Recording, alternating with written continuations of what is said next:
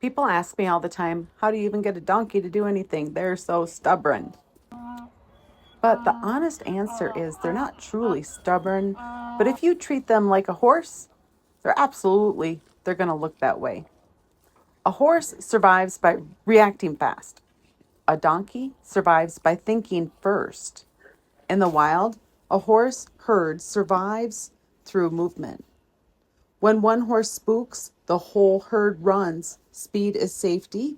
There's power in numbers, and there's safety in reacting quickly together. But a donkey herd is different. Wild donkeys don't just rely on speed.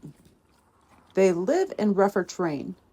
One bad step can mean injury, and injury in the wild can mean death.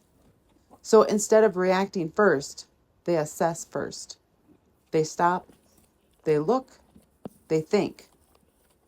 That pause people call stubborn. It's not defiance, it's evaluation. And when I'm working towards first touch, I respect that. Could I walk straight up and reach for them? Yes. But as their mind isn't ready, I'm just going to compound their fear. So instead, I let them get familiar with me. I give them time to decide if I might be safe. Because when a donkey chooses to come forward, that's not stubbornness. That's trust being built. So let me show you what this actually looks like. And first, this isn't identical with every donkey. Some donkeys engage much quicker. Some walk up and stay. Hey, I'm ready. Let's go do this. Others need more space, more time, more assessment. I notice when I first come down to the wild pens, when they first arrive, they will see me coming and they will all run, just like a swarm of minnows. Like they all run together, they're terrified. But not every one of them is terrified. So my job is to pay attention and notice them. My job is not to follow a rigid formula, but to read each individual donkey in front of me. But here's something important. I'm not just sitting with them hoping they calm down. When I sit near a donkey and they won't eat and they just stand there frozen, that's not progress to me. Because they're not saying yes to anything, they're enduring me. Endurance is not the same as comfort. So instead, I ask a question they can succeed at. It might be as simple as putting hay far enough away from me that they feel safe enough to walk over and eat it, or grain placed at a distance where they can say, yes, I can do that. That yes matters. Because every time they choose to eat, choose to step, choose to stay, they are making a decision. And I can measure that. If they won't eat at all while I'm present, that tells me something. It tells me my presence is still too much pressure. A little side note here, guys. This is Red eating from my hand. And the first time he ate from my hand, it took 15 minutes before he chose to reapproach me to eat from my hand again. And you can see Richard is standing over there to my left, and he's not engaged at all. So their comfort, it all has to do with whether or not they feel safe. That's what they're always assessing. And you can see Red here is feeling safe with this question now. And if I just sit there anyways, thinking I'm helping, I might actually be adding to their stress instead of lowering it. So I adjust. I back up. I change distance. I lower the question. Because I don't want survival mode, I want thoughtful engagement.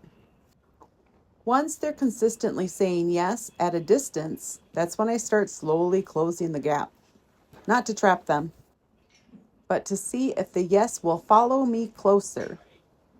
That's how we get to first touch without compounding fear.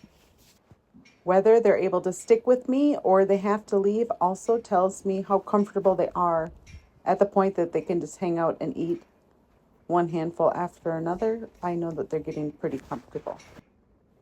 Now let's look at how this builds. In the beginning, they're watching me more than they're watching the food.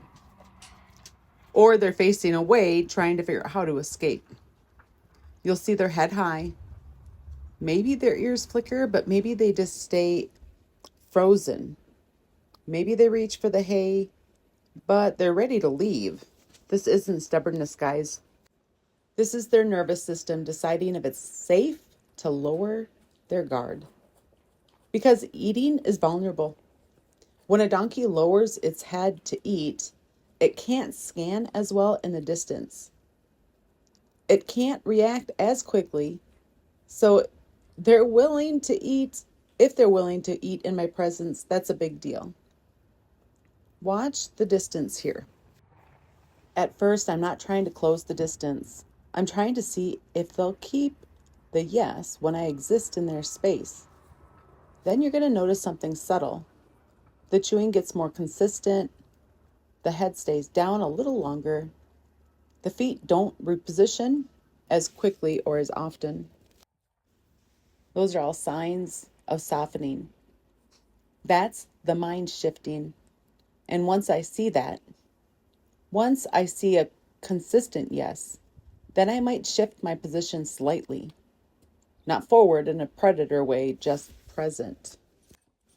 And then I watch again. Do they keep eating? Do they step away? Do they tense? Sometimes just the smallest shift in our body position or wiggling your toes in your boots, and you're going to get an answer straight away. Every answer they give tells me whether or not I can move forward or whether I need to stay right where I'm at. This isn't about getting touch as soon as possible. It's about making sure that when I do touch them, that touch doesn't confirm their fear. Now watch this next clip. This is where you're going to see something that happens often once they get brave enough to start to eat near me or from my hand, is they start to bridge the gap themselves. I am not moving towards them, but all of a sudden they'll notice that I have a leg, or they'll smell my leg, or they'll smell my boot or my arm, and I let them bridge that gap themselves. Because when they choose to come into my space, the relationship, it changes. It's no longer me imposing. Instead, it's them participating. Next, I'm going to show you when I'm advancing and retreating. I'm going to show this with Richard in these next clips. Now, I actually did this with him at the very beginning, but he seemed so locked up internally that I really felt like I needed a different approach. And that's when I started sitting with him for such a long stretch of time. What I'm waiting for is for him to show some type of curiosity, even a little bit. But we're going to talk about what most people get wrong right here, and then we're going to move into first touch. So that's what's going to be coming up next. Now you're going to notice something here. I still haven't touched them. And this is on purpose, because the moment right here, this is where a whole lot of people rush it. The donkey is closer, they're eating, they're not leaving, and it feels like progress, so the human reaches. But I'm not looking for proximity. I'm looking for softness. So we have them eating from our hand, and now I want to be able to stand next to them and still have that softness. Is the neck relaxed? Are they still chewing? Are the ears neutral instead of locked? If your donkey will eat from your hand, even hay, you can approach and offer hay as pay for you being next to them. But Richard here won't do that. So I can't watch for his chewing. If they are chewing and they stop, that means that they're getting more nervous. It's not fully accepted you yet. But if I reach too soon, I can undo all of the time of building trust that we've built so far. So I'm going to keep waiting. I'm going to keep approaching him, and then I'm going to walk away all the way to the other side of the barn or the pen to give him the biggest release I can. So I continue to approach and wait and retreat, not because I'm hesitant, but because timing matters. I want their nervous system regulated. I want their mind present. And I want the yes to still be there when I change the picture. And here's something important. Sometimes I'll do this many repetitions with them, many sessions, each session being about 15 minutes long. and I never touch them, even after multiple sessions. It all depends on each donkey. I'm watching for how much flinching they're doing. Are they looking for an escape, or are they calm and relaxed? I really want that mind to be calm and relaxed when I do touch them for the first time. Sometimes the win is simply that they chose to stand next to me or chose not to flinch. Or if they're eating hay, that they'd still eat hay next to you. But remember, I'm not trying to win the moment. I'm trying to build a relationship with them. Now, when I do decide to reach for first touch, it's not random. It's because I've seen enough consistent yeses that I believe their mind can handle one more question. And when I reach, I don't trap, I don't corner. I reach in a way that allows them to escape, to leave me if they feel like they need to. Because when I do reach out them, if they stay, that's consent. And that changes everything. Now you'll notice that I'm holding a long whip. And before anyone reacts to that, let me explain why. I'm not using this to drive him. I'm not using it to scare him. I'm using it to extend my reach. Notice that even though I've been using it for a little while now, I still haven't touched him with it yet. Right now, distance equals safety for him and for me. If I step all the way into his space with my body, that's a lot of pressure. My height, my eyes, my forward movement, that can feel predatory to a wild burro. With this whip, it allows me to stay further away while still asking a small question. It actually lowers pressure. Instead of my whole body moving into him, I can softly reach from a distance and see how he responds and watch closely. If he says no, if he steps away, I don't chase him with it. I let the answer be information, because remember, this isn't about overpowering him. It's about reading him. If I believed he is stubborn, I would push through that hesitation. But because I understand he's assessing risk, I respect the moment. So when I reach with the whip, I'm not trying to make something happen. I'm asking, is this okay? And the first touch isn't about contact. It is about what happens after contact. When I do get close to him, it is helpful for him to have a giant release. He gets that by me walking away. It could be all the way over to the other side of the barn. As he gets more comfortable, maybe I don't walk as far away, but I need him to know he found the right answer. So when I do first touch him and I watch for what happens afterwards, or I get close to him and I watch for what happens afterwards, does he explode? Does he brace? Does he stay? Will he soften while I'm near him?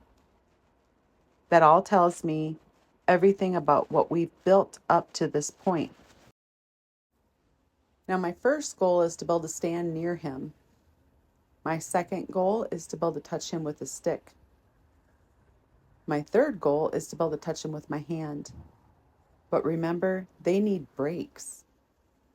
They internalize everything, and they need to have a break to assess and decide if what they just experienced was okay or not.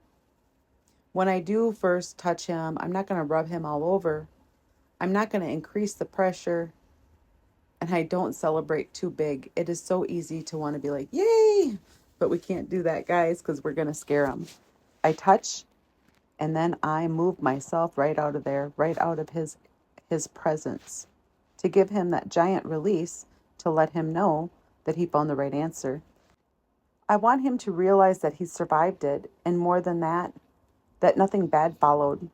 That's how trust builds.